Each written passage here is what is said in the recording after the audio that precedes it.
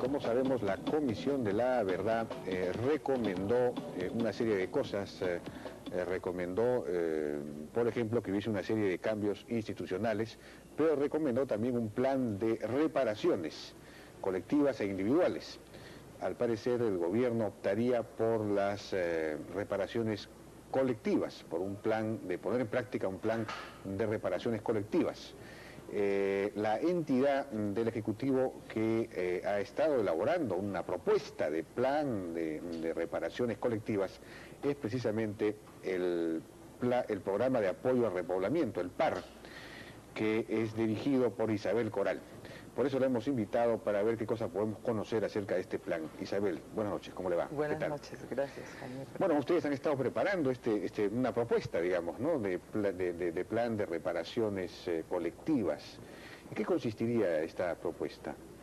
Bueno, en realidad yo no sé qué es lo que se va a decidir finalmente, pero el PAR ha venido preparando una propuesta que ya le hemos alcanzado a la ministra, en realidad lo que hace es recoger las recomendaciones de la Comisión de la Verdad, porque hace mucho tiempo que venimos interactuando con ella durante el proceso de su trabajo.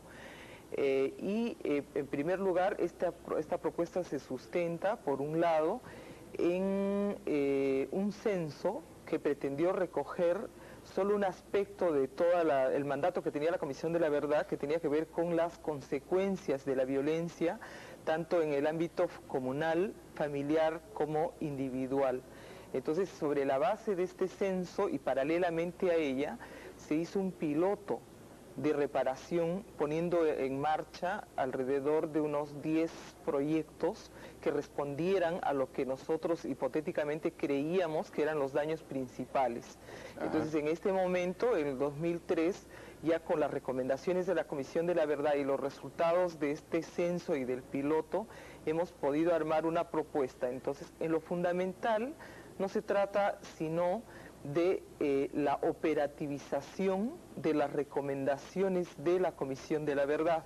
Entonces, compartimos el enfoque general y el objetivo, y la operativización supone, por ejemplo, nosotros hemos tomado la decisión de enfocar el tema hacia un segmento de población que es el más afectado por la violencia terrorista. Las conclusiones de la Comisión lo dicen, que más del 70% es la comunidad rural, es la población rural comunera, y entonces nosotros nos hemos orientado a esta población rural y comunera. Por otro lado, hemos planteado digamos, la atención de lo individual y lo colectivo. Entonces, quizás la nominación ahí de una reparación colectiva no es tan exacta. O sea, la Comisión de la Verdad dice, hay que reparar individual y colectivamente, y nosotros estamos haciendo eso. Y entonces estamos diciendo solo que vamos a enfocarla en la comunidad, porque la afectación en el campo fue principalmente colectiva, y dentro de la comunidad vamos a atender también a la familia y a las personas. Entonces, por eso es que tenemos información de muertos, desaparecidos, como tenemos descapitalización de familia, etcétera, ¿no?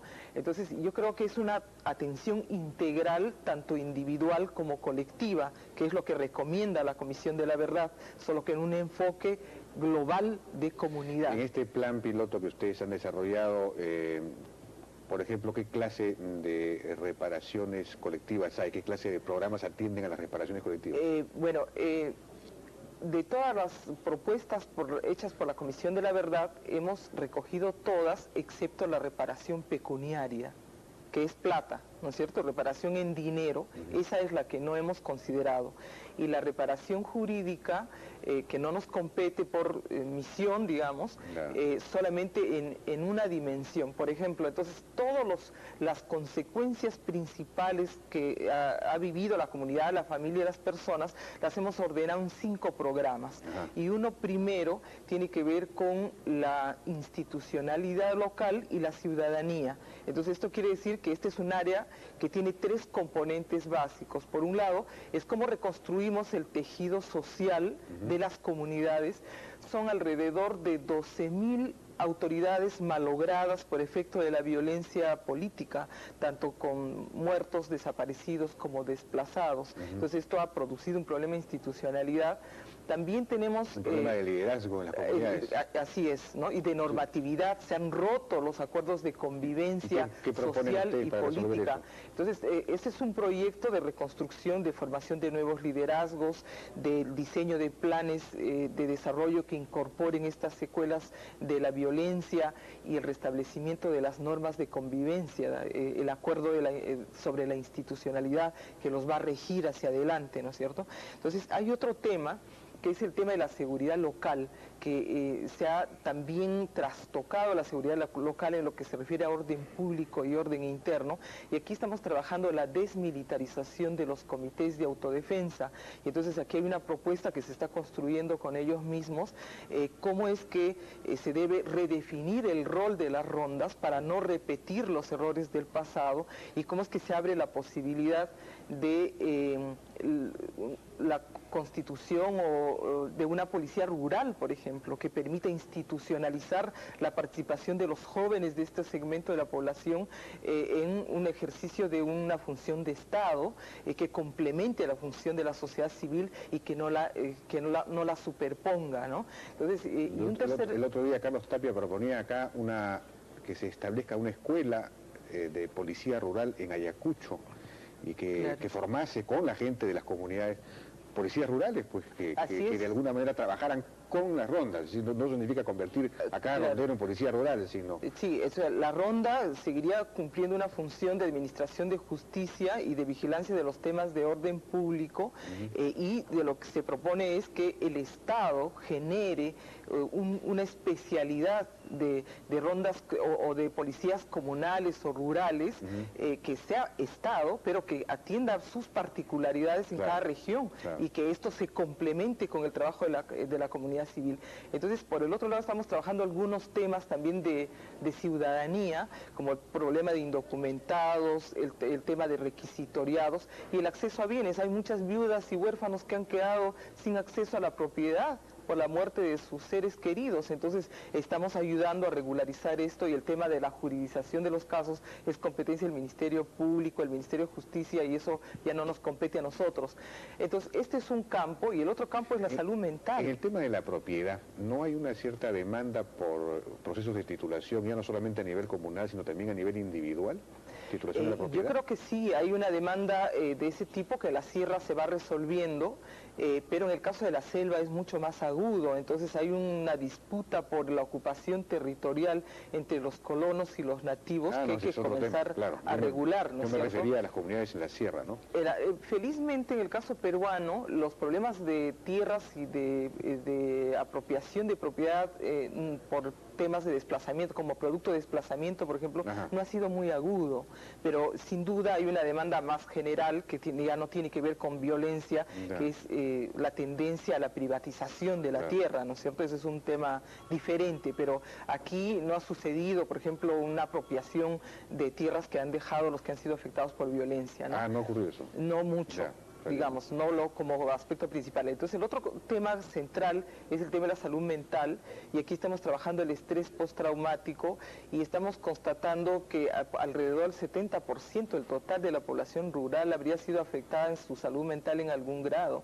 Entonces aquí estamos trabajando prioritariamente con niños, jóvenes, con mujeres y con comités de autodefensa, que también han quedado muy dañados en su salud mental. Estamos trabajando otro tema que es ya... ¿Y cómo trabajan el tema de la salud mental? Porque, por ejemplo, se lo pregunto porque en el Ministerio de Salud no existe la rama, digamos, salud mental. Existe otra, se atiende pues la salud física, pero la salud mental no se atiende. Entonces, ¿cómo la atienden? Sería una innovación interesante. Estamos buscando crear un modelo que responda a nuestra identidad, a nuestras identidades culturales, digamos, y a nuestras condiciones económicas. Es decir, no puede ser un tratamiento terapéutico individualizado a lo occidental. Entonces creemos que con la ayuda de todos los avances de la ciencia y la tecnología tenemos que crear un modelo colectivo y que atienda y que incorpore los elementos culturales de la gente. Entonces estamos usando esta teoría de la resiliencia, por ejemplo. ¿La qué? De la resiliencia, que es la capacidad que tiene la gente para enfrentar situaciones adversas y no dañarse. ¿no? Ajá. Entonces, usando recursos culturales, recursos personales, entonces estamos movilizando ese tipo de recursos y estamos teniendo muy buenos resultados. ¿Y eso lo hacen con son psicólogos terapias o antropólogos? colectivas, con psicólogos, con equipos multidisciplinarios en realidad. Y entonces estamos teniendo muy buenos resultados con niños y con mujeres. Y como te decía, el otro tema, con este mismo enfoque, estamos trabajando también el tema de los pandilleros, que es una de las secuelas de la violencia en estas zonas afectadas. Estos sí ya tienen problemas de conducta. Y ¿Pero también, en el área rural hay pandilleros? Así es. Bueno, estos son rurales, pero se han quedado en las ciudades. Son hijos de comuneros que se han quedado en las ciudades, pero tienen un contacto de ida y vuelta con las comunidades y hay un influjo negativo sobre la comunidad. Entonces también estamos ayudando a rehabilitarlos y tenemos buenos resultados también con ellos y usando sus expresiones artístico-culturales, música, danza, teatro, en quechua. Entonces estamos innovando en realidad métodos de intervención con ellos y por último también estamos reconstruyendo las bases de la salud mental, familiar y comunitaria. Por ejemplo, se ha destruido el patrón de crianza andino y nativo, y de aquí es que se descuelgan los niños y los jóvenes para involucrarse en conductas de riesgo. Y entonces estamos haciendo, por ejemplo, con los padres, con las madres, la reconstrucción de este sistema de crianza, sus fortalezas, anulando sus debilidades y potenciando sus fortalezas. Y esto es un trabajo colectivo, con videos, con audio, ¿no? Usando mucho, porque es cultura oral, entonces no podemos hacer grandes charlas, ¿no? Entonces, y ellos están muy contentos. ¿Cuál es el sistema de crianza? Hemos hecho una reconstrucción de cómo crían a sus hijos desde que nacen hasta que tienen los 12 años, que es cuando un niño en el campo es adulto. Entonces, en base a esa reconstrucción, la hemos hecho antes de la guerra y después de la guerra. Y ahí hemos podido identificar, entonces, cuáles son las fortalezas y cuáles son las debilidades. Y entonces hemos visto que las fortalezas, que eran muchas, se han equiparado con las debilidades como producto de la guerra, y ahora estamos anulando las debilidades y potenciando y recuperando las fortalezas para reconstruir ese sistema de crianza. Y así con las fiestas patronales, que son sistemas de socialización también. Entonces, ahí hay un trabajo interesante en salud mental. El otro campo es el campo de la mujer y la violencia. Han habido también formas particulares de afectación en razón del género, como por ejemplo la violencia sexual, que es muy fuerte. Ahora mismo hay secuelas de tercera generación, como por ejemplo la maternidad temprana, producto de todo esto que te he contado antes, ¿no? Entonces ahora hay niñas de 14 años que tienen hijos en el campo y pretenden matarlos porque eso no es aceptado por la comunidad. Entonces estamos tratando de entrar en temas de este tipo, o en instrumentalización doméstica de las mujeres por actores de la guerra. Entonces esto ha dejado secuelas muy específicas. También estamos fortaleciendo las organizaciones de las mujeres y este es un tema central para prevenir incluso a futuro, ¿no? Ahora, por lo que veo, son temas complejos, delicados, de manejo fino. ¿Esta clase de propuesta de manejo se va a poder hacer de manera masiva? Porque estamos hablando de un piloto, pero hacerlo de manera masiva se necesitaría mucha gente capaz de desarrollar un manejo de este tipo. Bueno, sí, y para completarte, lo último que hicimos es la reparación económico-productiva, es la rehabilitación de la economía, de la unidad productiva familiar, la reconstrucción de viviendas y el sistema de becas, que son oportunidades perdidas de estudio y profesionalización para jóvenes, que ha tenido muchísimo éxito. Acabamos de enviar a un joven huérfano a un posgrado con la Fundación Ford. Entonces estamos logrando que sean competitivos y que tengan estas oportunidades. Entonces, eso que tú me dices, el piloto no es tan piloto, no es tan chiquito. En 2 años hemos logrado atender a 120,000 personas en 7 departamentos y 160 comunidades. Entonces no es tan piloto. Y lo bueno es que estamos potenciando las propias redes de la comunidad y capacitándolas. Entonces tenemos promotores en derechos humanos, tenemos promotores en resiliencia, tenemos promotores en liderazgo comunal, etcétera. Y entonces estamos logrando que la propia comunidad participe en esto y que luego al final se apropie de la tecnología y podamos replicar a través de ellos. Y la parte productiva, económico-productiva, ¿Cómo funciona? ¿Han tenido resultados? Sí, hemos tenido resultados muy importantes, a pesar de que no tenemos presupuesto, ¿no? Son 5,5 millones de dólares que tenemos por año. Imagínate Sí, lo que pues. puede significar, pero sí hemos rehabilitado una cantidad importante, cerca de 1.200 unidades familiares han sido ya rehabilitadas, y tenemos como 580 viviendas que han sido construidas, por ejemplo, durante este año. Las becas, hay 1.200 becas que han sido adjudicadas a jóvenes y de diferente tipo, ¿no? Niños que no pueden seguir estudiando, jóvenes que han dejado de estudiar y están completando. Estamos dando oportunidad para que se profesionalicen técnicamente, también que terminen, de los que quieren estudiar universidad, que lo hagan en convenios con universidades privadas, y también en estudios de posgrado como el que te acabo de señalar. Pero también hay una oportunidad que le estamos ofreciendo a los niños que ya no pueden estudiar, que ya ahora tienen 24 años, son quechohablantes, son jóvenes rurales. Entonces le estamos dando una capacitación laboral y ofreciéndoles una oportunidad de inversión y pequeños negocios en el campo, ¿no? Isabel, podríamos seguir conversando, pero ya el tiempo es así terrible, ya hemos llegado a las 10 de la noche, o sea que muchísimas gracias por su Sí, participación. lo último que quisiera decirte es que hay que diferenciar. El plan de reparación va a recuperar los daños que ha ocasionado la guerra, y es absolutamente diferente de lo que puede ser un programa social, un programa de desarrollo general. Si pretendemos como país resolver con los programas generales las secuelas que la guerra ha dejado, no vamos a reparar a nadie. Ya, Entonces, correcto, interesante, sobre eso quería hablar, pero ya nos ha ganado el tiempo, creo que será en otra ocasión. Muchas gracias, Isabel, por tu participación. Fue Isabel Coral, directora del PAR, por el programa de repoblamiento andino. Vamos a una pausa, regresamos.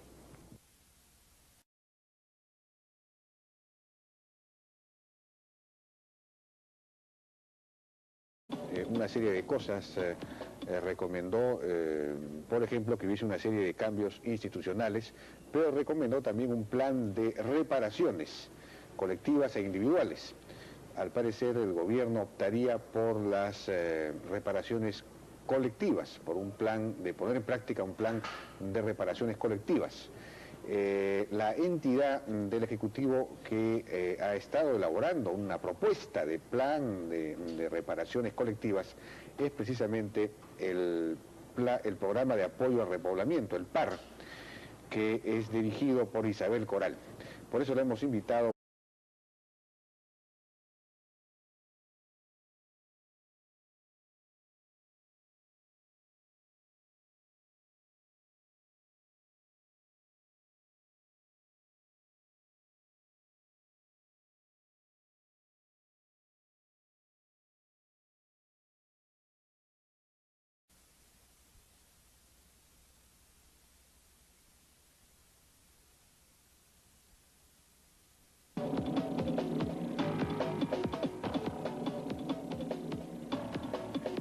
Como sabemos, la Comisión de la Verdad recomendó... Esta propuesta se sustenta, por un lado, en un censo que pretendió recoger solo un aspecto de todo el mandato que tenía la Comisión de la Verdad, que tenía que ver con las consecuencias de la violencia, tanto en el ámbito comunal, familiar, como individual. Entonces, sobre la base de este censo y paralelamente a ella, se hizo un piloto de reparación, poniendo en marcha alrededor de unos 10 proyectos que respondieran a lo que nosotros hipotéticamente creíamos que eran los daños principales. Entonces, en este momento, en el 2003, ya con las recomendaciones de la Comisión de la Verdad y los resultados de este censo y del piloto, hemos podido armar una propuesta. Entonces, en lo fundamental, no se trata sino de la operativización de las recomendaciones de la Comisión de la Verdad.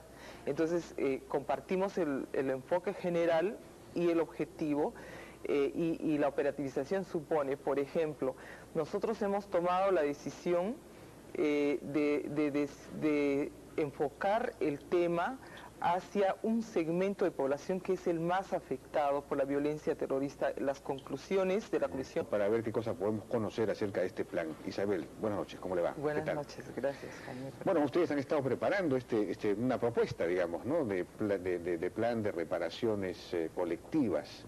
¿En qué consistiría esta propuesta? Bueno, en realidad yo no sé qué es lo que se va a decidir finalmente, pero el PAR ha venido preparando una propuesta que ya le hemos alcanzado a la ministra en realidad lo que hace es recoger las recomendaciones de la Comisión de la Verdad, porque hace mucho tiempo que venimos interactuando con ella durante el proceso de su trabajo en primer lugar